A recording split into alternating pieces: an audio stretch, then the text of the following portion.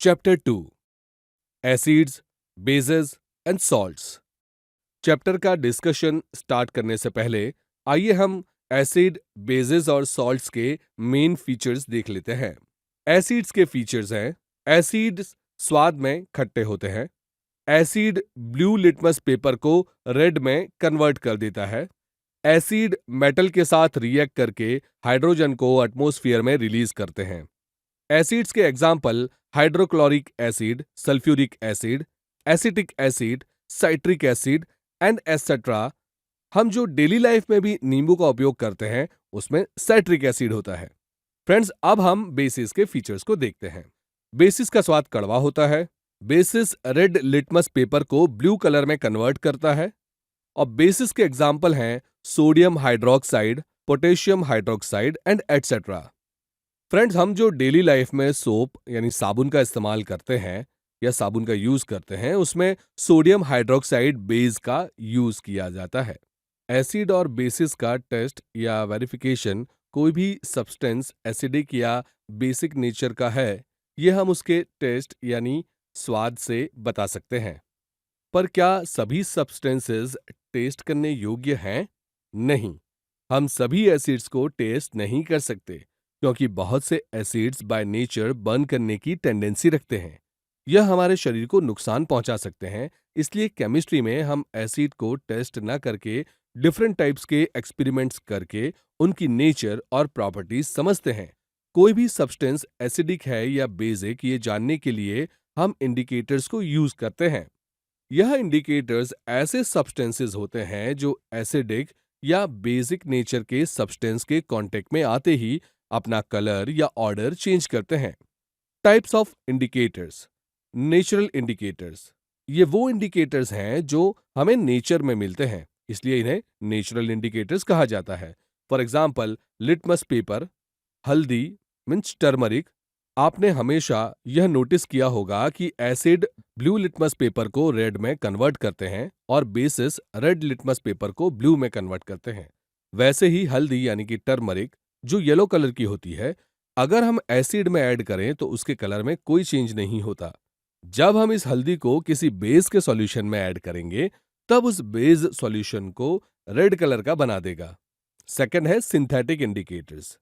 ये इंडिकेटर्स ऐसे chemical substances होते हैं जिन्हें लेबोरेटरी में बनाया जाता है। For example, methyl orange solution and phenolphthalein solution. Methyl orange को एसिडिक सॉल्यूशन में डालने से एसिडिक सॉल्यूशन लाल रंग का हो जाता है और इसे बेसिक सॉल्यूशन में डालने से बेसिक सॉल्यूशन पीले रंग का। वैसे ही फिनोल्फ्थैलिन सॉल्यूशन को एसिड सॉल्यूशन में डालने से एसिडिक सॉल्यूशन के कलर में कोई चेंज नहीं होता और इसे बेसिक सॉल्यूशन में डालने से बेस सॉल्यूशन का कलर रेड या पिंक हो जाता है। थर्ड है ऑल्फैक्टरी इंडिकेटर्स। ये वो इंडिकेटर्स हैं जो एसिड और बेसिस के साथ अलग अलग स्मेल देते हैं। फॉर एग्जाम्पल, वेनिला एसेंस और क्लोव ऑयल यानी कि लौंग का तेल। वेनिला एसेंस को एसिडिक सॉल्यूशन में डालने से वेनिला की स्मेल में नोटिसेबल इंक्रीज होता है और अगर इसे बेसिक सॉल्यूशन में डाला जाए तो कोई स्मेल नहीं आती।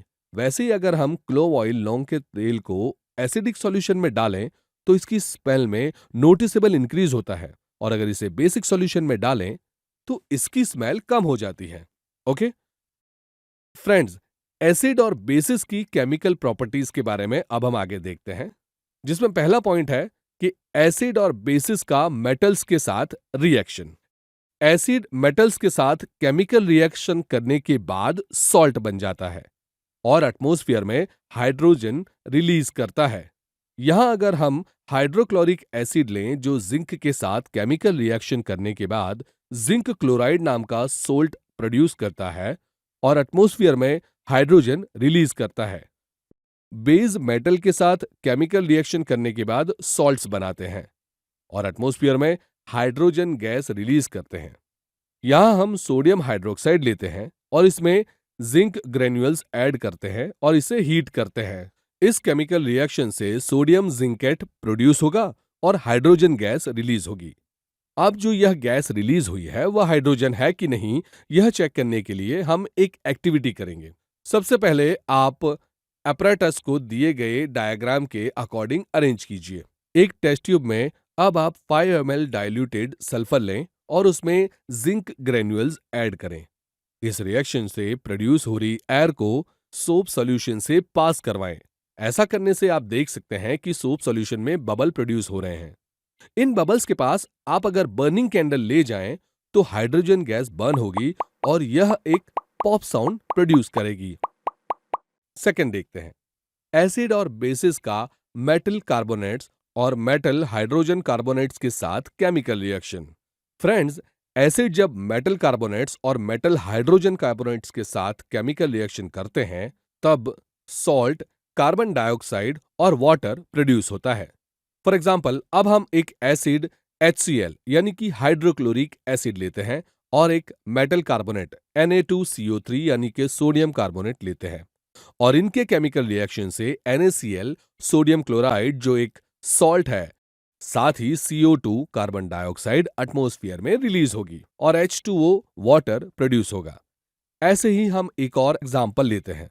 हम एसिड लेंगे HCl हाइड्रोक्लोरिक एसिड और metal hydrocarbonate NaHCO3 sodium hydrogen carbonate.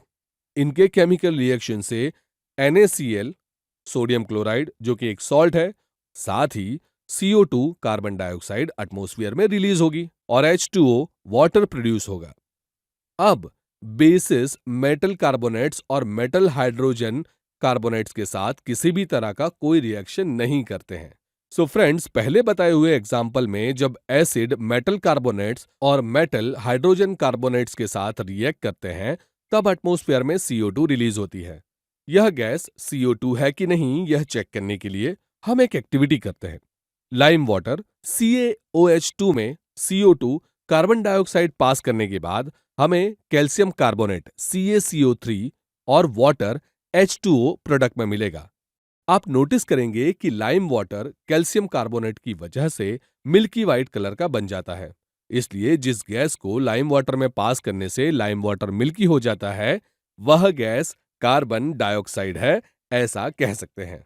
Friends, अब जब हम इस मिल्की वाइट सॉल्यूशन CaCO3 में और ज्यादा कार्बन डाइऑक्साइड पास करेंगे तो हमें कैल्शियम हाइड्रोकार्बोनेट CaHCO3 प्रोडक्ट में मिलेगा जो कि वाटर में सॉल्युबल नहीं है।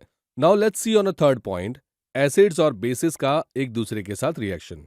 जब एसिड्स और बेसिस एक दूसरे के साथ रिएक्ट करते हैं तब प्रोडक्ट में सॉल्ट और वाटर प्रोड्यूस होता है।